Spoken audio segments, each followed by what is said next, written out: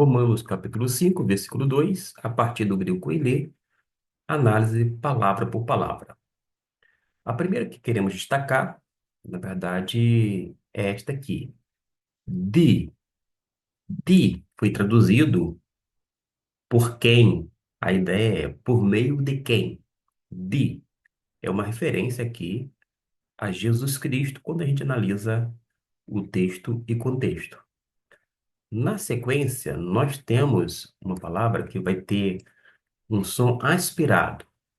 Se não tivesse a aspiração áspera ou espírito forte, ficaria a pronúncia U. Mas como temos a aspiração aqui em cima, vai ser pronunciado como U, de modo que, né, nós temos até o momento de ru, cai, de ru. Ru significa aqui um pronome relativo, que está, no caso, genitivo masculino singular.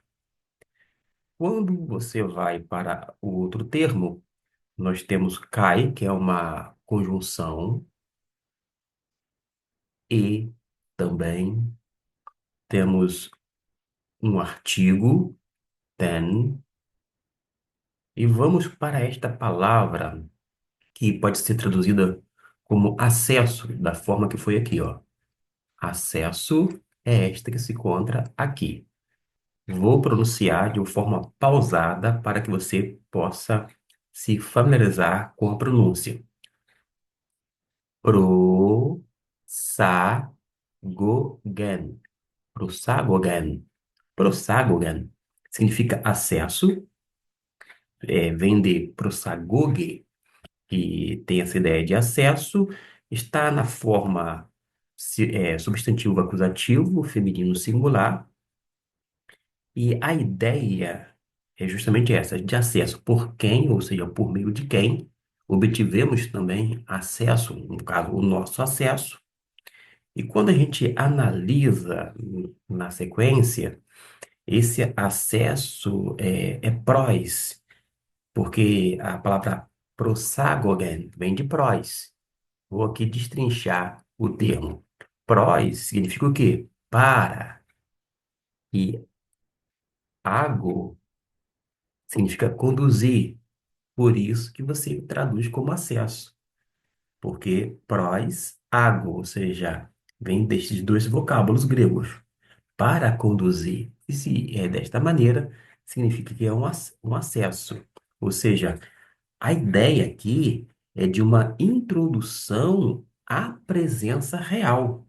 É uma linguagem de corte real ou ainda um acesso sacerdotal. Feito esta observação, nós vamos para mais uma palavra no grego koine, vamos de forma pausada. Eis,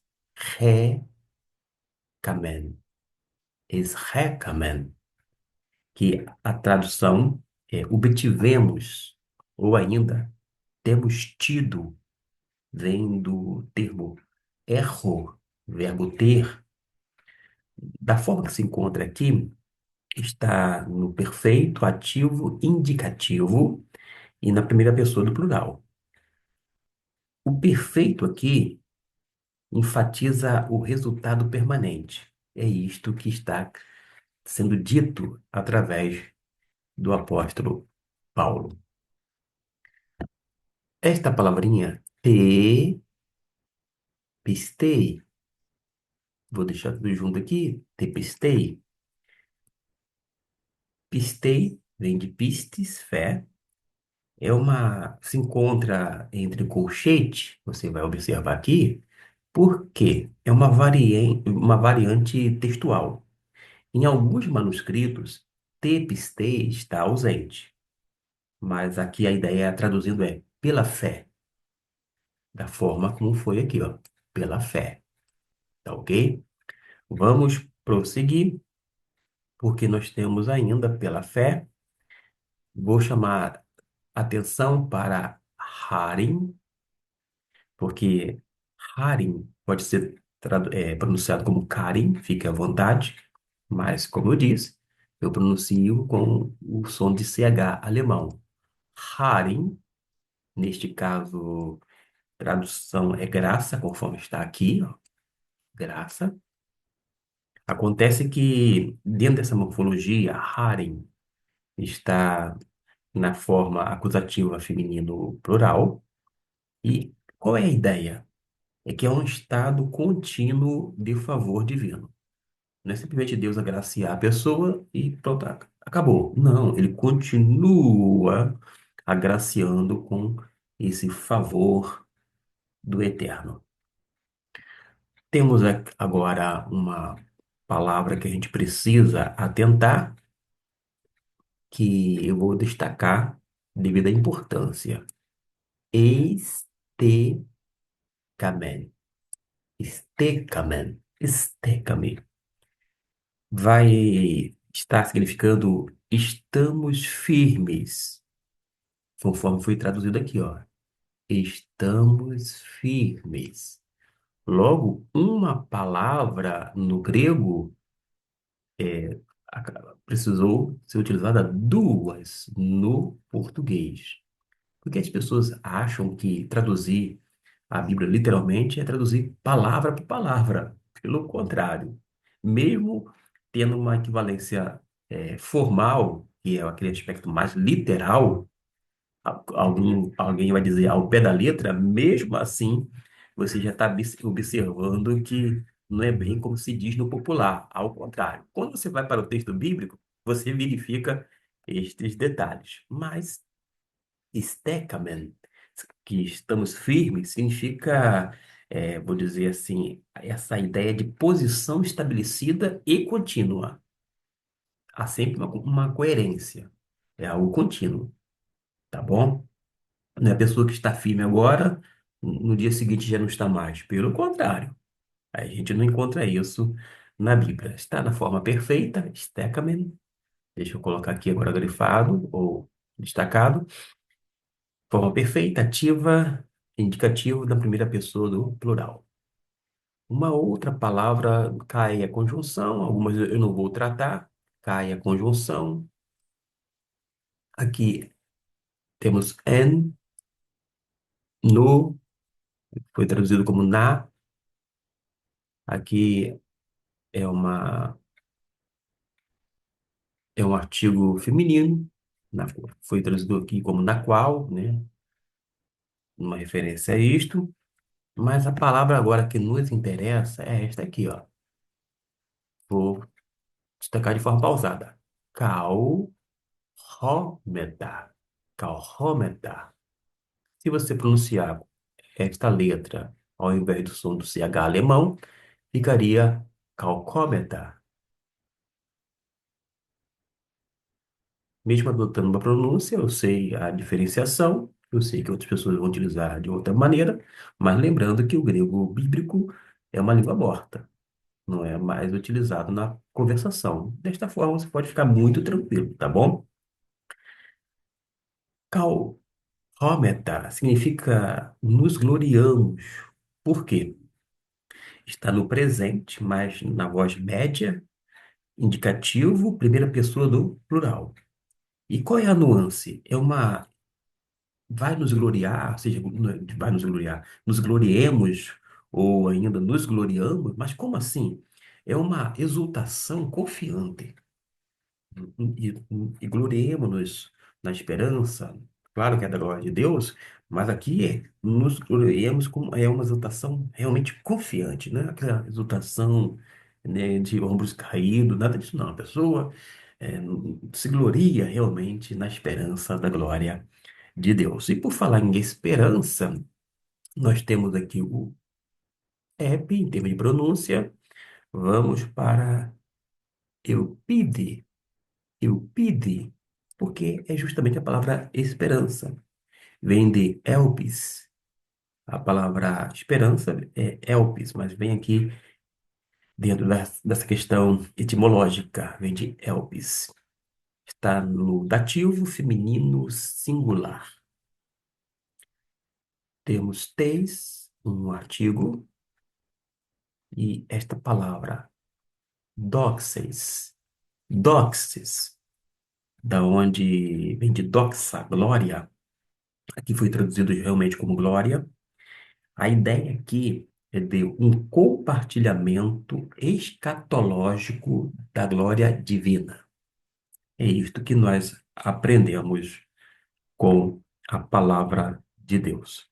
De modo que, quando a gente observa o versículo 1 e agora o versículo 2, Paulo vai mostrar três privilégios da justificação. Vamos deixar projetado aqui o versículo 1 e 2 no português. Primeiro, a paz com Deus, que é um privilégio, é um resultado, sim, mas é um privilégio da justificação. Diz por quem obtivemos também acesso à graça, ou seja, esse acesso à graça permanente é o segundo privilégio. E agora, no versículo de número 2 nós temos o terceiro privilégio, que é a esperança da glória de Deus. Essa glória é futura. Lembra que eu falei a questão escatológica? Observe que gramaticalmente há uma progressão teológica: justificação, reconciliação e permanência na graça, que vai culminar com a esperança escatológica. Quando a gente analisa exegeticamente à luz do texto grego, mostra alguns detalhes que nós não obtemos na língua portuguesa. Por isso que eu considero importantíssimo você que é ministro da palavra, você que é professor de teologia, você que lida com a Bíblia dia após dia, que venha ter conhecimento das línguas originais, que é do grego koiné, que é do hebraico bíblico. Na ausência do conhecimento básico, eu sugiro a você um comentário exegético para que você possa se respaldar e se fundamentar para que possa trabalhar os textos gramaticalmente falando, mas sempre à luz das línguas originais.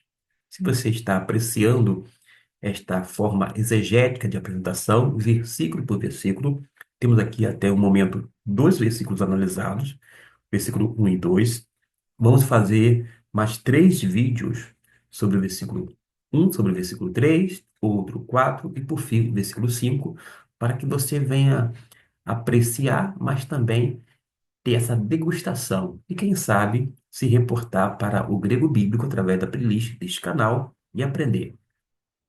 Primeiramente, o alfabeto. Decore o alfabeto. Segundo, você começa a aumentar o seu vocabulário, aprendendo palavras.